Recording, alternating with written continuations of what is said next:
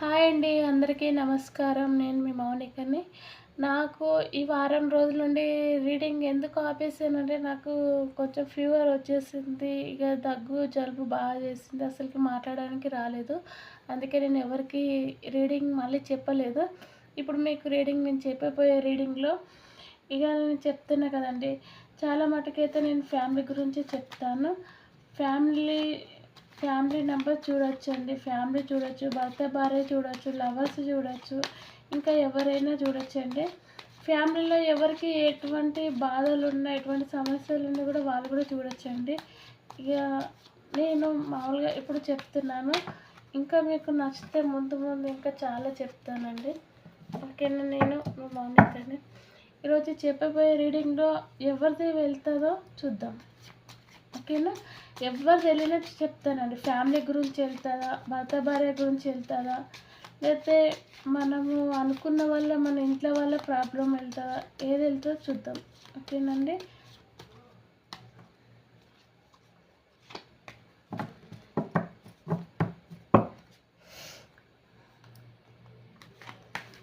ఓం నమః శివాయ. ఓం నమః శివాయ.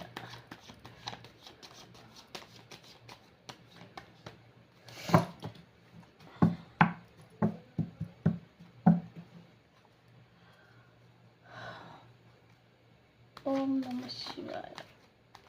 ఓం నమః శివాయ.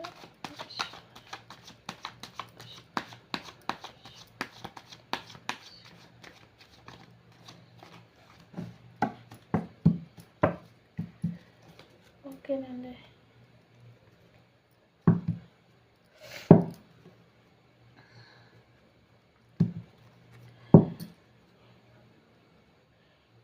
ఈరోజు నేను చెప్పబోయే రీడింగ్లోనే ఇప్పుడు ఒక వ్యక్తి ఉన్నాడండి. అంటే ఇంట్లో గొడవల వల్ల చాలా ఆయన సఫర్ అవుతున్నాడు. ఇంట్లో ఎందుకంటే చాలా గొడవలు అవుతున్నాయని అంటే, అసలుకి ఏంటి నా ఇంట్లో ప్రాబ్లమ్ అంటే, అతను మ్యారేజ్ అయింది, ఆయనకి 2 బిడ్డలు ఉన్నారు. ఇక ఇంట్లో తల్లిదండ్రులు ఉన్నారు, అంతా ఉంది. అతని ప్రాబ్లం ఏంటంటే, అతను ఒక మంచి వ్యక్తి అండి. అంటే 10 మందిలో మాట ఉన్న మనిషి, 10 మందిలో చాలా గొప్ప మాట ఉన్న మనిషి, చాలా మర్యాద ఉన్న మనిషి. అయితే అతనికి ఒక ప్రాబ్లం వచ్చి పడ్డది. అది ఏంటిదో అనేది నేను ఇంకా చెప్తాను, వినండి. అతను చాలా డిప్రెషన్లోకి వెళ్ళిపోయాడు. ఏమని ఆలోచిస్తున్నాడంటే, ఏంటి నేను ఇంత మంచిగా ఉన్నాను, ఎవరి వల్ల నేను ఎందుకు ఇట్లా అవుతున్నాను, నాకేం ప్రాబ్లం వచ్చింది అని చెప్పేసి చాలా మటుకైనా చాలా బాధపడుతున్నాడు. ఓకేనండి? మీకేనండి, చాలా బాధపడుతున్నాడు. అయితే నేను ఈ ప్రాబ్లం ఎలా నేను సాల్వ్ చేసుకోవాలనో, ఎలా నేను ఇది చేసుకోవాలనో అని చెప్పేసి చాలా సఫర్ అవుతున్నాడు అతను. సరే అని చెప్పేసి అతను ఆలోచించుకుంటా రోజు ఆయన పోయే విధంగా ఆయన వెళ్ళే, అంటే అతను చేసుకునే పనిలో అతను చేసుకుంటూనే వెళ్ళుకుంటూ ఆలోచన చేస్తున్నాడు. ఎందుకు నాకు ఇలా అవుతుందని చెప్పి బాగా ఆలోచించుకుంటా ఆయన రోజు ఎలా వెళ్తాడో అలాగనే అందరితో పనికి వెళ్తున్నాడు. రోజు వేటకి వెళ్తున్నాడు. ఆలోచించుకుంటే ఆ రోజు కూడా వేటకి వెళ్ళేటప్పుడు కూడా ఆలోచిస్తున్నాడు. ఇంట్లో ఎందుకు ఇలాంటి ప్రాబ్లం వస్తున్నాయి, ఏ విధంగా వస్తున్నాయని చాలా ఆలోచించాడు ఈ వ్యక్తి. దీంట్లో వచ్చేసి ఇంట్లో గొడవలు ఏంటంటే, అతను ఒక చెల్లికి ఒక వాళ్ళ సిస్టర్, అంటే నేను తెలుగులో చెప్తాను. సిస్టర్ అన్న ఒకటి, చెల్లి అన్న ఒకటి కదండి, నచ్చమైన తెలుగులో చెప్తాను. అయితే వాళ్ళ చెల్లి ఉన్నారండి. అయితే ఇద్దరు అక్క చెల్లెళ్ళు.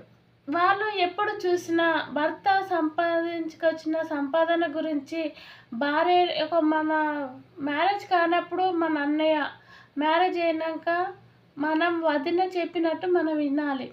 కానీ అక్కడ వాళ్ళ అక్క చెల్లెళ్ళు ఏమంటారంటే, నువ్వు మా అన్నయ్యని మ్యారేజ్ చేసుకొని వచ్చిన తర్వాత నీ మాటనే వింటున్నాడనని చెప్పేసి అక్క చెల్లెళ్ళు కొట్లాడుతున్నారు. వాళ్ళ సిస్టర్స్ ఇద్దరు కొట్లాడుతున్నారు. ఆమె ఏమంటుందంటే, నా భర్త నేను చేసుకొని వచ్చినాక నేను 100 ఏళ్ళు బతకపోయేది నేను నా భర్తతోని. మీరు నాకేంది ఎదురు చెప్పేది? నేను మీ అన్న వేరు కాదు. ఏదైనా కావాలనుకుంటే నన్ను అడగండి. మీకు ఇంకా పెళ్ళిళ్ళు కాలేదు. మీరు ఇంకా చదువుకుంటున్నారు. మీకు అమ్మ, నాన్న లేరు. ఆ బాధ్యత నేనే తీసుకున్నాను. మిమ్మల్ని ఒక కూతుర్ల లెక్క నేను చూసుకుంటున్నాను. మీ అన్నయ్య నాకిచ్చిన మాట నేను తప్పను. కానీ మీరు చీటికి మాటికి డబ్బు విషయంలో గొడవ పడి నన్ను తక్కువ అంచనేసి మాట్లాడకుండ్రి. నాకు చాలా బాధ అనిపిస్తుంది. నేను మిమ్మల్ని నా కన్న బిడ్డ లెక్క చూసుకుంటున్నాను. మీరు నన్ను ఎటువంటి మాటలు అనొద్దు. డబ్బు తీసుకెళ్తామని చెప్పేసి మీ తండ్రి గారు ఎంతో కష్టపడి అంటే ఆ అమ్మాయి రెండో మ్యారేజ్ చేసుకొని వచ్చిందండి అతనికి. అంటే ఫస్ట్ భర్త అతనికి భార్య చనిపోయినాక ఈమెకి రెండో మ్యారేజ్ చేసుకున్న తర్వాత కూడా ఆమె కూడా చాలా బాధలతోని సఫర్ అవుతుంది. ఎందుకంటే అంటున్నారు ఫస్ట్ మా అన్నకున్న భార్యకున్న విలువ నీకు ఇయ్యము. మా అన్న భార్య ఫస్ట్ ఉన్న మా వదిననే మాకు చాలా ఇష్టం. నువ్వంటే మాకు ఇష్టం లేదు అని చెప్తున్నారు. ఎందుకు అలా అంటున్నారు? నేను ఆమె స్థానంలోనే వచ్చాను కదా. ఆమె చనిపోయిందని చెప్పేసి నన్ను మీ అన్న పెళ్లి చేసుకున్నాడు. ఆ తర్వాత మీరు మీ అన్నకి చెల్లెలు కావచ్చు. నాకు బిడ్డలు అసంటోళ్ళు. నేను మిమ్మల్ని కూతురు లెక్క చూసుకుంటున్నాను. ఆమె ఎలా చూసుకుందో నేను కూడా అలానే చూసుకుంటున్నాను కదా. మీరు నాతోని డబ్బు విషయంలో ఎంత కొట్లాడి ఎందుకు నాతోని తీసుకుంటున్నారు? మీకు స్వతంత్రం లేదా? మీరు తీసుకోండి. మీ ఇంట్లో డబ్బు మీరు తీసుకోండి కూతురు లెక్క అని చెప్పేసి అమ్మాయి అంటున్నా కూడా ఆయన ఇద్దరు సిస్టర్లు ఆమెతోని డబ్బు విషయంలో ఎంత గొడవ పడితే కూడా ఆమె గొడవలు వద్దు, తీసేసుకోండి. నా మీదకి గొడవ పడి తీసుకున్న అవసరం నాకు లేదు. మీరు స్వతంత్రం కొద్దీ మీరు తీసుకోండి మీ అన్నయ్య కష్టపడిన డబ్బు అని చెప్పేసి చెప్తుంది. కానీ ఎప్పుడున్నా నేను మీ మొదటి వదిన ఎలా ఉందో నేను కూడా అలానే మిమ్మల్ని చూసుకుంటాను. మీకు ఏ రోజు నమ్మకం అనిపిస్తే ఆ రోజు నన్ను తల్లిగా వదినగా చూడండి. సరేనా? నాకు మీ డబ్బు వద్దు. మీ అన్నయ్య సంపాదించింది. మీరు ఈ ఇంట్లో ఉన్నన్ని రోజులు మీదే హక్కు. సరేనా అని చెప్పేసి ఆలోచించుకొని వెళ్ళిపోయింది అమ్మాయి. వాళ్ళిద్దరు ఆడబిడ్డలు ఇలా కొట్లాడుతున్నారు.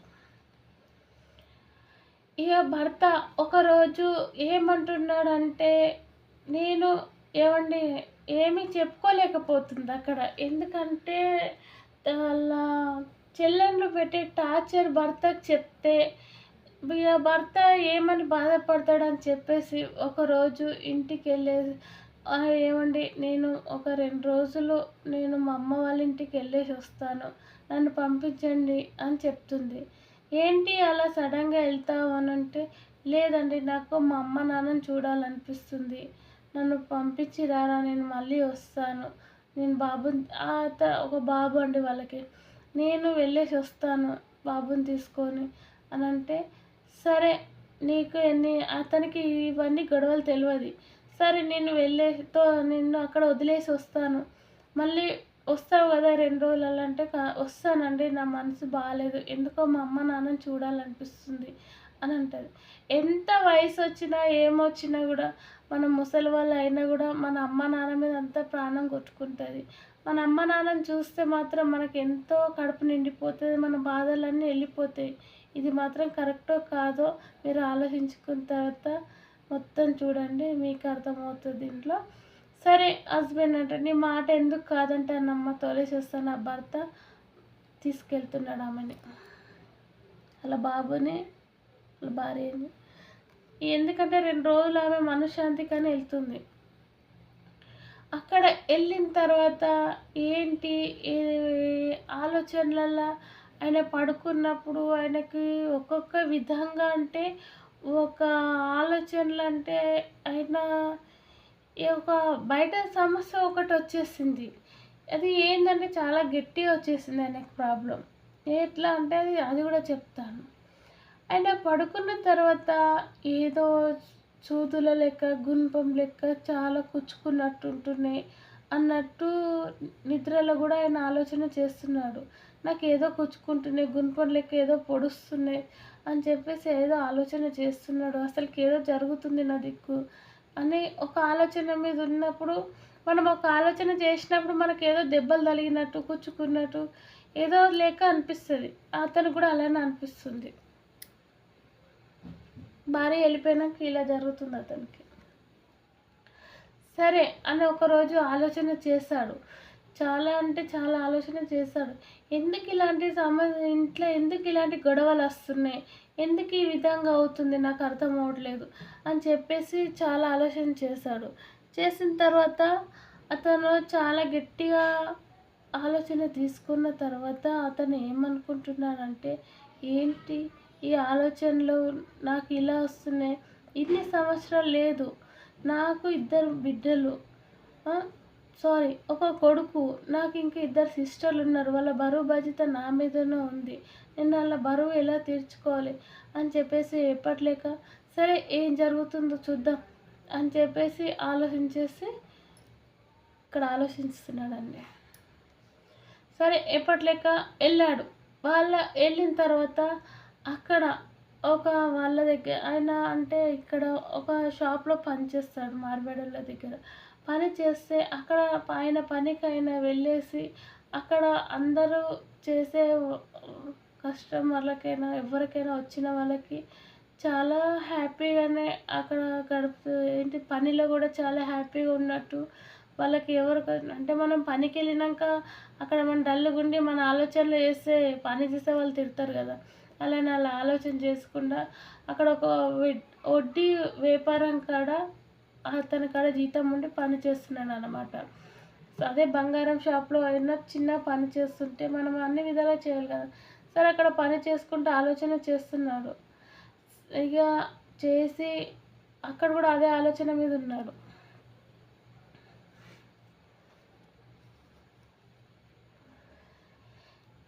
ఇక దీంట్లో వచ్చేసి ఎందుకు ఇలా నాకు జరుగుతుంది, నేను ఏ విధంగా ఇలా ఉంటున్నాను అని చెప్పేశాడు. ఒకసారి ఏదో చిన్న గొడవలల్లా ఎప్పుడో ఒకసారి అతను నాకు ఇవన్నీ సమస్యలు ఏంటి అని చెప్పేసి ఏదైనా గొడవలా ఏమైనా ప్రాబ్లమా అని చెప్పేసి ఆయన ఇంట్లో చాలా గట్టిగా ఆలోచించుకొని కూర్చున్నాడు. అది ఎందుకు వచ్చిందంటే, ఇంత ప్రాబ్లం ఎందుకు వస్తుంది అని అంటే,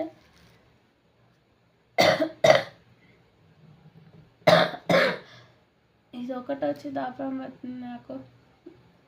అయితే దీంట్లో వచ్చేసి ఆయన ఫస్ట్ మొదటి భార్యకి చాలా అంటే ఈయన మీద చాలా అంటే చాలా ప్రేమనండి. అయితే చాలా ఇష్టపడి ప్రేమించి పెళ్లి చేసుకున్నారు. చేసుకున్న తర్వాత ఇతనికి రెండో మ్యారేజ్ చేసుకున్నది కూడా ఇష్టం లేదు. బలవంతంగా వాళ్ళ సిస్టర్లు చేశారు. అతనికి వాళ్ళ అమ్మ నాన్న లేరు. అన్నయ్య మాకు అమ్మ నాన్న లేరు, మేము రేపు ఒక ఇంటికి వెళ్తే నువ్వు ఎలా ఉంటావు అని చెప్పేసి అన్నయ్యకి వాళ్ళ వదిన చనిపోయిన తర్వాత సెకండ్ మ్యారేజ్ చేస్తారు.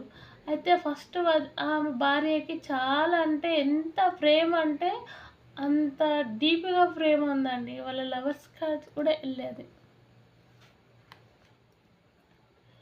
ఇదిగో ఆమె అంటుంది, నేను నా భర్తని చనిపోయినాక కూడా నా భర్త నన్ను ఎంత గట్టిగా పట్టుదలతో నా మీద ప్రేమగా ఉండడా అని చెప్పేసి ఆమె ఆలోచించిన కూడా ఒక ఆత్మ లేక ఆ దేవుణ్ణి ఆలోచించుకొని ఆమె ఒక నైటు ఆమె ఆత్మ లేక వచ్చి ఒక దగ్గర గట్టిగా ఒక చెట్టు దగ్గర ఆమె పట్టుకొని ఏడవడం, ఆలోచించడం చాలా ఆలోచించింది.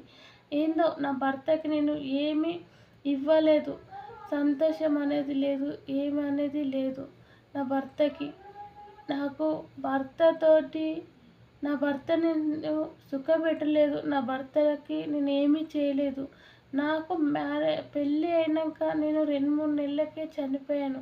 అసలు నాకు ఆ దేవుడికి నచ్చలేదా, నేను ఎవరికి నచ్చలేదు, నన్ను ఎందుకు దూరం చేశాడు, నా భర్త నన్ను అంత ఇష్టపడి పెళ్లి చేసుకున్నాడు, నా భర్త నేను అంత ఇష్టపడి పెళ్లి చేసుకున్నాను, ఎందుకు ఇలా చేశాడు అని చెప్పేసి నైట్ ఒక దగ్గరకు వచ్చి కూర్చొని ఆలోచన చేస్తుంది ఆత్మ లెక్క.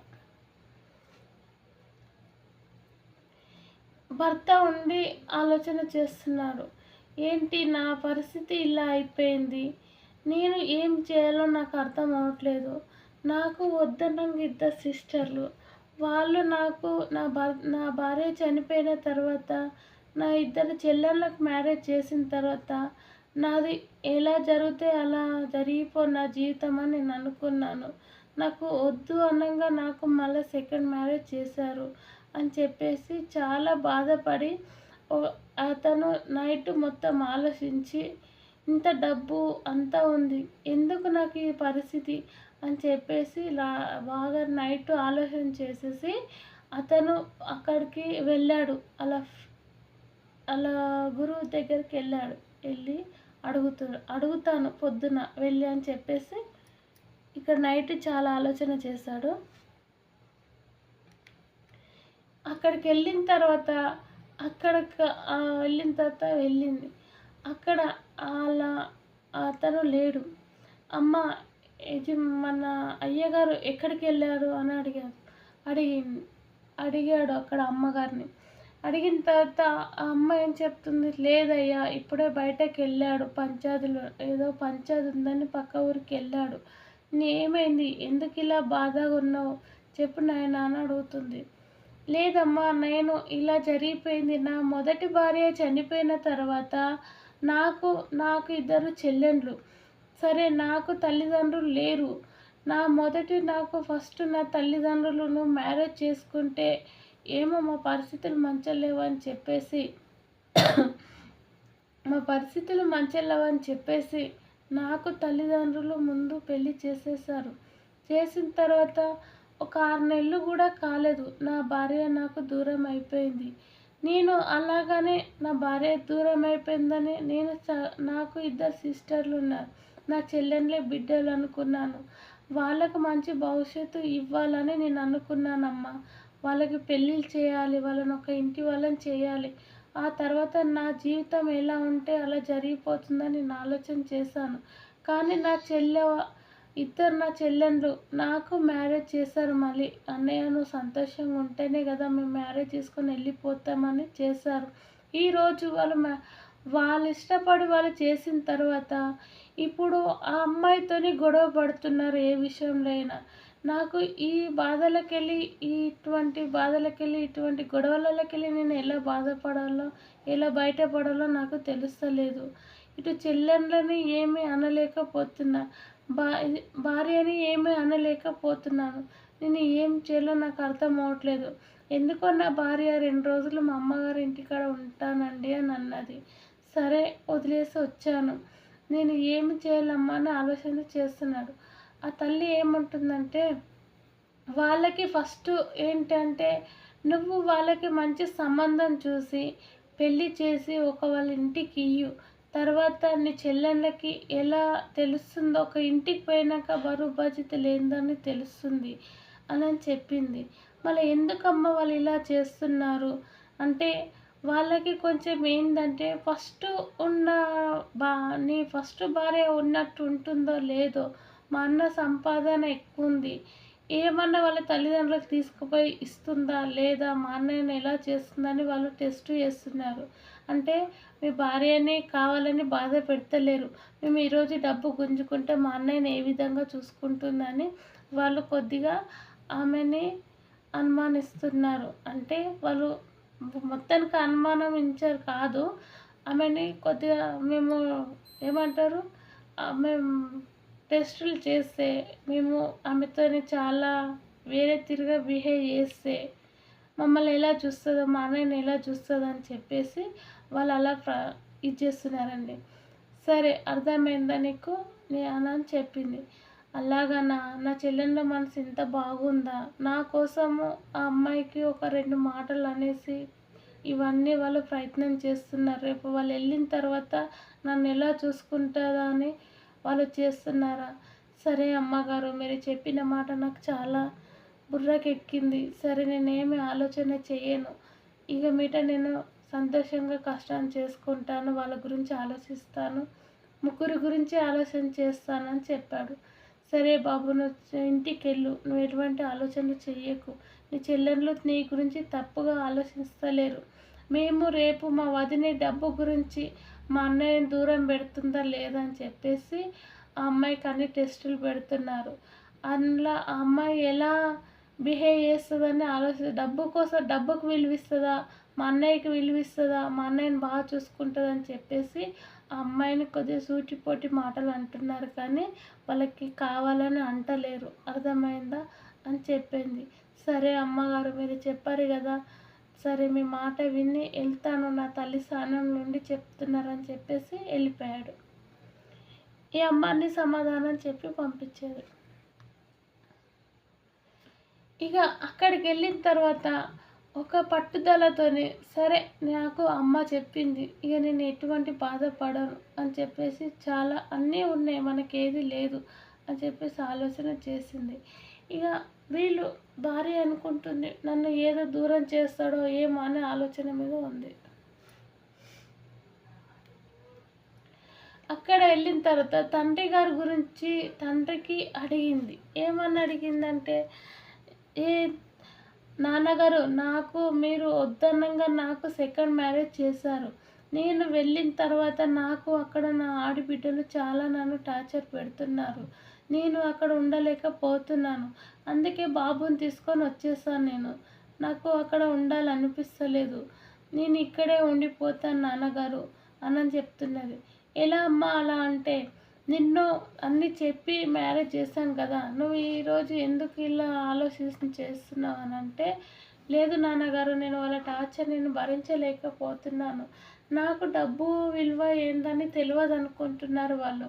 నేను డబ్బులో పుట్టి పెరిగిందన్నే కదా నాన్నగారు, వాళ్ళు నన్ను ఎందుకు ఇలా చేస్తున్నారంటే, అమ్మ ఒకటి ఆలోచన చేసుకో, వాళ్ళ తండ్రి గారు కూడా చెప్పింది అదేనండి.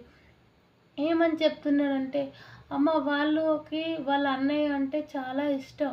వాళ్ళకి చిన్నప్పుడే అమ్మ నాన్న దూరమైనరు. సడన్గా వాళ్ళ అమ్మ నాన్న చేసిన అమ్మాయి కూడా చనిపోయింది. వాళ్ళ అదృష్టం అలా ఉంది. కాబట్టి వాళ్ళు నిన్ను ఇష్టపడి పెళ్లి చేసుకున్నారు. నాకు అన్నీ చెప్పారు ముందే. కానీ నువ్వు నీకు పెళ్ళి ఇప్పుడు సంవత్సరం అవుతుంది. సంవత్సరం 2 సంవత్సరాలు అవుతుంది. నీకు ఒక బాబు. వాళ్ళు కూడా ఇప్పటిదాకా పెళ్ళిళ్ళు చేసుకోలేరు. ఎందుకంటే వాళ్ళు నాకు ముందే వచ్చి అన్నీ చెప్పారు. మావయ్య మేము కూడా ఆడపిల్లలమే. కొంచెం మా వదిననే మేము ఇలా మాట్లాడతాము. మీరు ఏమనుకోద్దు. రేపు ఏదైనా కోపం మీద ఇంటికి వచ్చినా కూడా మీ అమ్మాయి ఏ విధంగా వచ్చి మీకు చెప్తుందో మీరు అప్పుడు నాకు చెప్పండి అని చెప్పేసి వాళ్ళిద్దరూ సిస్టర్స్ వచ్చి అడిగారు. మా అన్నయ్య అంటే మాకు చాలా ఇష్టం. ఫస్ట్ మా అమ్మ నాన్న లేరు. మేము రేపు ఒక ఇంటికి వెళ్ళిన తర్వాత మా అన్నయ్యని ఎలా చూసుకుంటుందో వచ్చిన వదిన అని మేము అనుకున్నాం. మా మొదటి వదిన చాలా వాళ్ళు ప్రేమించి పెళ్లి చేసుకున్నారు, చాలా ఇష్టపడ్డారు. మా అన్నయ్య ఆమెను మర్చిపోయి మీ కూతురుతో కూడా చాలా సంతోషంగా ఉన్నారు. వాళ్ళకి సంతోషంగా ఒక బాబు కూడా దేవుడు వాళ్ళకి ఇచ్చాడు అని మేము అనుకుంటున్నాం. కానీ ఇంకా ముందు ముందు ఏ విధంగా ఉంటుందో, మీకు డబ్బు ఉంది, మాకు డబ్బు ఉంది, ఆ డబ్బు విషయంలో మాత్రం ఎలా ఉంటుందో అని అనుకున్నాం మావయ్య. మేము కొంచెం మా వదిన గారిని ఏదైనా మాటలని చూద్దాం, డబ్బు విషయంలో ఎట్లా వస్తుందని మేము మాట్లాడతాము అని నాకు ముందే మీ ఆడబిడ్డలు వచ్చి చెప్పారని చెప్పిండు తండ్రి. అవునా, ఎందుకు నాన్నగారు అలా, నాకేం అర్థం అవ్వట్లేదంటే, వాళ్ళకు ఉండే ప్రేమ అలాంటిదమ్మా.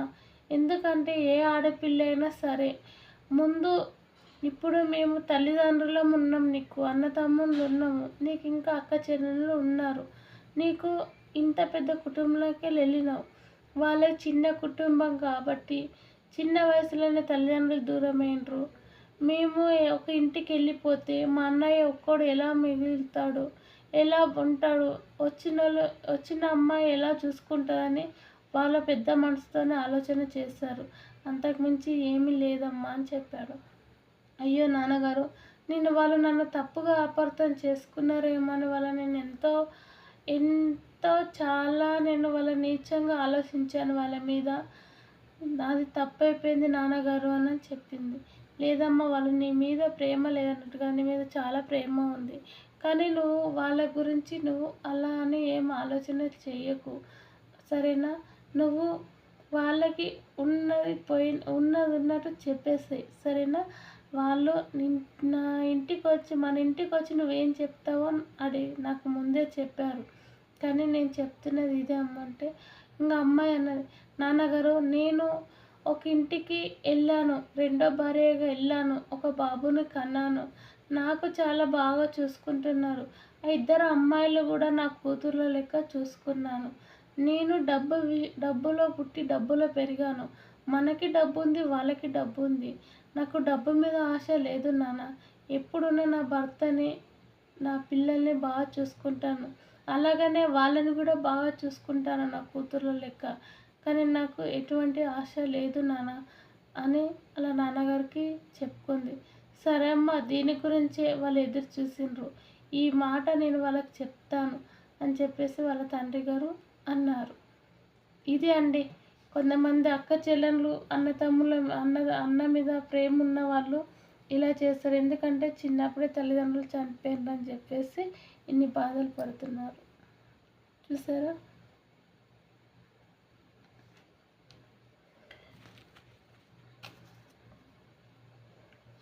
ఇప్పుడు ఏమైతే చూద్దాం. లాస్ట్ కార్డ్ అండి చూసేది.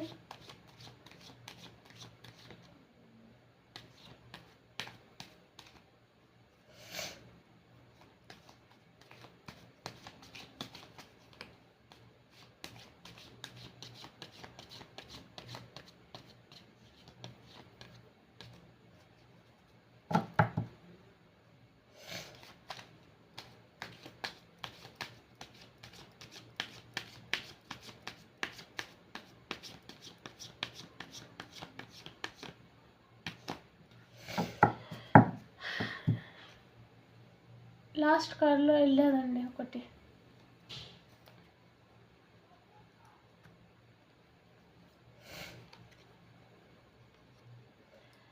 ఇక అక్కడికి తెలుసుకున్న భార్య భర్త దగ్గరకు వచ్చేసి, వాళ్ళ ఆడబిడ్డలతో చెప్పకుండా వాళ్ళ భర్త దగ్గరకు వచ్చేసి, ఏమండి ఇప్పటికి అంటే వచ్చేసి ఇంకా 2 days తర్వాత నేను వస్తానన్న, 2 రోజుల తర్వాత నేను వస్తానన్నది కదా.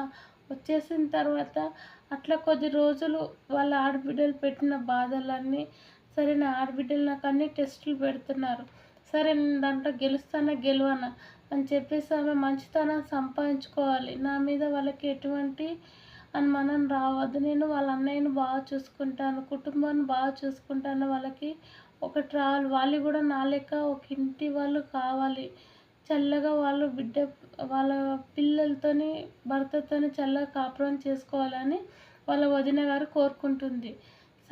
సరే అని చెప్పేసి ఒక 1 year దాటిన తర్వాత ఇంకో పాప పుట్టేసింది వాళ్ళకి. వాళ్ళు మాత్రం అమ్మాయిలు ఇంకా సంతోషంగా ఉన్నారు.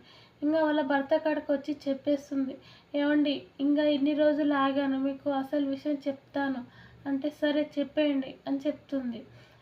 మీ చెల్లెళ్ళు నీ మీద ఉన్న ప్రేమ కొద్దీ నన్ను చాలా మాటలు అన్నారు, నన్ను డబ్బు విషయంలో నాతోని గొడవ పడ్డారు, ఏ విషయంలోనైనా నన్ను చాలా టార్చర్ పెట్టారా అని అనుకున్నాను. కానీ వాళ్ళు పెట్టిన టార్చర్ వెనకాల, వాళ్ళు పెట్టిన బాధల వెనకాల ఒకటి ఉంది.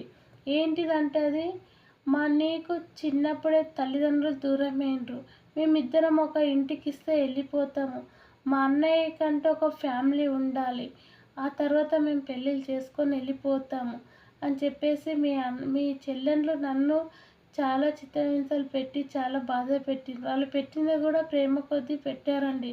ఫస్ట్ మా నాన్నగారి కాడికి వెళ్ళి, మా నాన్నగారికి వెళ్ళి పర్మిషన్ తెచ్చుకొని మీ చెల్లెళ్ళు నన్ను ఈ విధంగా బాధలు పెట్టారు. అవి బాధలు కాదండి, ప్రేమ కొద్దీ పెట్టిన బాధలు. నేను దూరం చేసుకుంటానో డబ్బు విషయంలోనైనా ఏ విషయంలోనైనా అని నాకు పెట్టారండి. కానీ మీ చెల్లెళ్ళు చాలా మంచి వాళ్ళు, వాళ్ళని చాలా మంచి గొప్పింటికి ఇద్దాం, మనకి ఎంతో డబ్బు ఉంది, వాళ్ళు సంతోషంగా ఉంటేనే మనం సంతోషంగా ఉంటాము అని చెప్పేసింది. సరే, అయ్యో నాకు తెలియదు, నేను కూడా నిన్ను తప్పుగా అపార్థం చేసుకున్నాను అని భర్త అంటున్నాడు. లేదండి, ఈ విధంగా జరిగిపోయింది, మనకి ఇప్పుడు 2 బిడ్డలు, వాళ్ళకు కూడా చాలా బాగా చూసుకోవాలి అని చెప్పేస్తుంది. సరే నువ్వు నన్ను ఇంత అర్థం చేసుకున్న భార్య దొరికినావు అని చెప్పేస్తాడు. నా మొదటి భార్యకు కూడా ఇప్పుడు చాలా సంతోషంగా, ఆమె ఆత్మకు కూడా చాలా సంతోషంగా ఉండాలని నేను కోరుకుంటున్నాను అని చెప్పాడు. సరే నువ్వు చెప్పినట్టే నేను చేస్తాను అని అన్నాడు. ఇప్పుడు సరే చెప్తానండి. ఇక అనుకున్నారు, సరే మనము ఎటువంటి ఆలోచన చెయ్యకు, నేను ఇప్పుడు వాళ్ళకి ఎలా చేద్దాం చెప్పు అంటే, ఇంకేంటి వాళ్ళకి మ్యారేజ్ చేద్దాం అంటారు. ఇటువంటి చెల్లెళ్ళు కూడా ఉంటారా ఈ కాలంలో అని ఏడ్చాడు భార్యను పట్టుకొని. సరే వెళ్దాం పద, ఇంకా వాళ్ళ గురించి ఆలోచిద్దాం, వాళ్ళ పెళ్ళిళ్ళ గురించి ఆలోచిద్దాం అని చెప్పాడు. సరేనండి వెళ్దాం పద, మనం తప్పుగా అపార్థం చేసుకోవద్దు వాళ్ళని, నన్ను తప్పుగా అన్నారని మీరు అపార్థం చేసుకోకుండా వాళ్ళ మీద, సరేనా? మీ మీద ఉన్న ప్రేమ కొద్దీ నన్ను ఇలా టెస్టులు చేశారు వాళ్ళు, నేను మంచిదన్నా కాదని చెప్పేసి నాకు టార్చర్ పెట్టారు, సరేనా? మీ ప్రేమ వాళ్ళకి ఆ విధంగా మారింది, వాళ్ళు నన్ను ఆ విధంగా చూస్తారు, నేను ఎలా చూసుకుంటానని, కానీ వాళ్ళకి ఇప్పుడు నమ్మకం అయిపోయింది, సరేనా? ఇంకా వెళ్ళి వాళ్ళకి మంచి సంబంధాలు వెతుకుదామా అని చెప్తుంది ఆ భార్య. సరే వెళ్తాం పిల్ల పాపని తీసుకోనని చెప్పేసి వెళ్తున్నారండి. ఇదిగో చాలా బాగా చూడండి.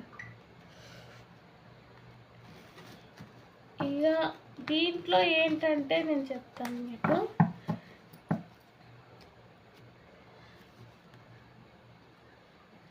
దీంట్లో వచ్చింది ఏంటంటే, వాళ్ళు ఎలా ఆలోచించారంటే, వాళ్ళు ఆలోచించే దాంట్లో కూడా కరెక్ట్ ఉంది కదండి.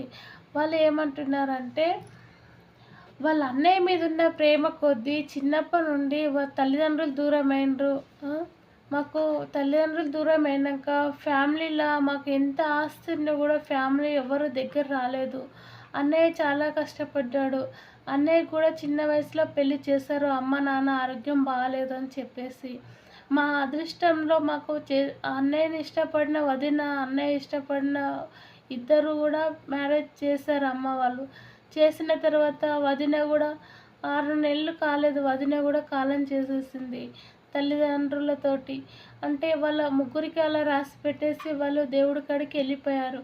ఇక మేము చేసేది మా అన్నయ్యని కాపాడుకోవాలి, ముందు ముందు ఇప్పుడు మేము మా ఇష్టపూరితంగా మేము పెళ్లి చేస్తున్నాము, మా అన్నయ్యకి వచ్చిన ఆమె కూడా చాలా బాగా చూసుకుంటుందా లేదా అని చెప్పేసి ఇద్దరు చెల్లెళ్ళు వచ్చిన ఆమెకి ప్రేమ కొద్దీ ఆమెకి టార్చర్ పెట్టారు.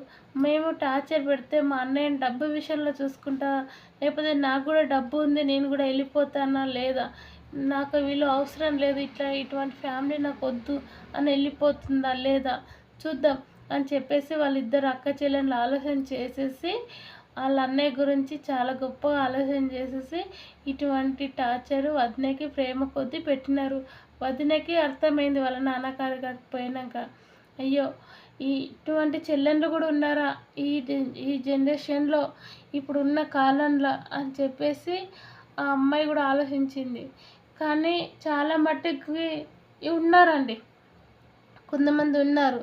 ఎందుకంటే అన్నయ్య మీద ప్రేమ కొద్దీ చిన్నప్పుడు తల్లిదండ్రులు చనిపోయినప్పుడు బరువు బాధ్యతలు ఎత్తుకుంటుండ అన్నయ్య అని చెప్పేసి కొంతమంది చెల్లెళ్ళు ఆలోచన చేసేవాళ్ళు ఉన్నారు, కొంతమంది చేయని వాళ్ళు ఉన్నారు.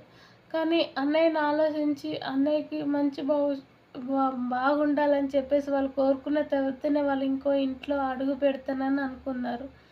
సరే వాళ్ళు ఆలోచించిన దానికి వాళ్ళ అన్నయ్య తెలిసినందుకు వాళ్ళ అన్నయ్య ఏం చక్కగా వాళ్ళకి మంచి సంబంధాలు చూసి పెళ్ళిళ్ళు చేసిండు. వాళ్ళు కూడా సంతోషంగా వాళ్ళు ఒకటే కోరుకున్నారు, మీరు ఎల్లప్పుడూ ఇలానే ఉండాలి, ఆ శివుని దయ వల్ల మనకి ఆ దేవుని నమ్ముకున్నాక మనకి అంతా చాలా మంచిగా జరిగింది అన్నయ్య, నువ్వు ఎప్పుడు ఇలానే సంతోషంగా ఉండాలి వదినతోనని మేము టార్చర్ చేసాం అన్నయ్య, మమ్మల్ని క్షమించు అన్నయ్య అంటే, అమ్మ నా మీద ఉన్న ప్రేమ కొద్దే నాకు అమ్మ స్థానంలో ఉండి మీరిద్దరూ చేశారు, అమ్మ నాన్న స్థానంలో ఉండేసి నా గురించి మీరు నన్ను పూర్తిగా నేను బాగుండాలని కోరుకున్నారు, మీరు బాగుండాలని మీకు ఒక ఇంటికి ఇస్తున్నాను, ఆ ఇంట్లో ఎటువంటి మీరు మంచిగా కాపురం చేసుకొని పిల్ల పాపలతో చల్లగా ఉండాలి, శివయ్య దయ వల్ల అని నేను కోరుకుంటున్నాను తల్లి, ఎల్లప్పుడూ మీకు రుణపడి ఉంటానని అక్క చెల్లెళ్ళకి మొక్కుతున్నాడు. సరే అన్నయ్య అని చెప్తున్నాడు. ఇక శివయ్య ఆశీర్వాదాలు ఉన్నన్ని రోజులు ఎవరైనా చాలా బాగుపడతారండి.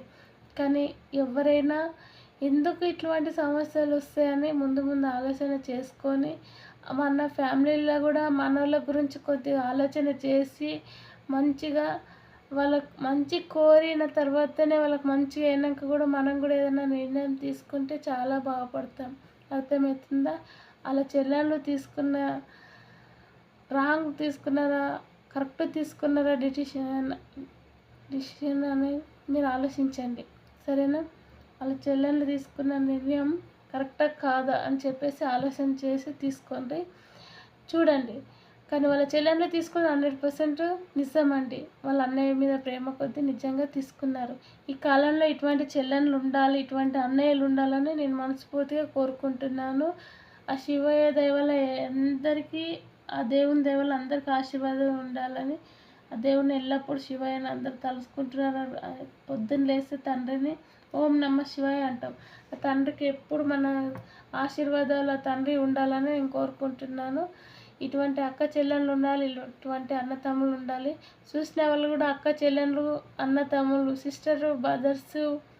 బ్రదర్స్ సిస్టర్స్, ఇంకా భార్య భర్తలు, ఫ్రెండ్స్, ఫ్యామిలీ మెంబర్స్ అందరూ చూసి ఈ వీడియోలో చూసిన తర్వాత మీకు ఫ్యామిలీలో అర్థమవుతుందా, భర్త భార్య గురించి అర్థమవుతుందా, ఒక రక్త సంబంధం గురించి అర్థమవుతుందా, పూర్తిగా చూసిన తర్వాత మీకు నచ్చితే లైక్ చేయండి, లేకపోతే కామెంట్ చేయండి. ఉంటానండి. నేను మా మౌనికని. ఓం నమ శివాయ.